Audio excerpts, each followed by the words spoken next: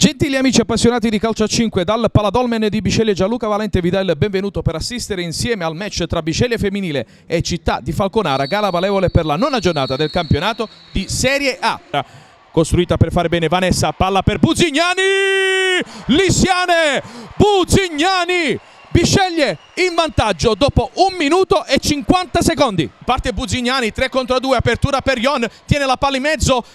arriva ancora Buzignani, Montesilvano porta a spasso 2 avversari, gran giocata di Nicoletti, Vanessa, gran giocata di Dalmaz, palla in mezzo, può ripartire il Bisceglie con Vanessa Jimenez, ancora Ion di prima intenzione. La nazionale croata scarica per Lisiane Buzignani, ancora Pereira anticipata da Dalmaz, attenzione break del Falconara, traversa a disposizione di Massimiliano Neri,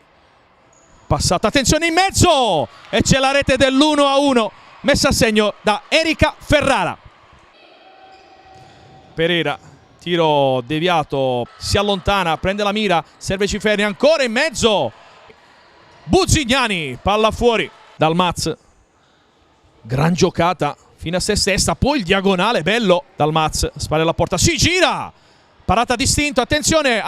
allontana Bisceglie Città di Falconara che seguiamo, Dalmaz, apertura per Luciani, Luciani palla in mezzo, danza lì il pallone, determinante Buzignani.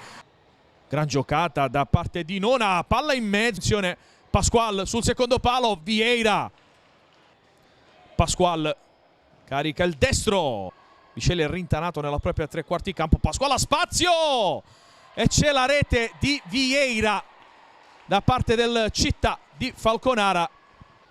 Il gol è di Vieira, attenzione diagonale di Cina Vanessa, pronta a tornare in campo Buzignani, sbaglia tutto Vanessa, può ripartire Nona, sterzata di Nona, diagonale, chiuso bene da Vanessa, Ciferni, palla che danza, deve fare qualcosa di più però, Ion, attenzione, in diagonale, arrivare al 2-2, attenzione riparte Vieira, pressione di Ion, sterzata di Vieira, tiro,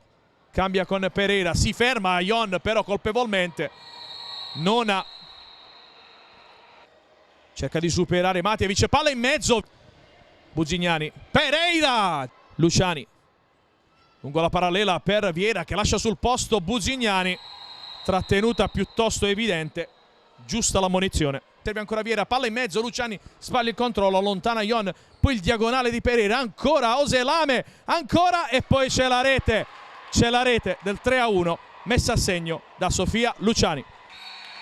E arriva il suono della sirena che decreta la vittoria del Città di Falconara che sbanca il Paladolmen superando per 3-1 il Bisceglie femminile.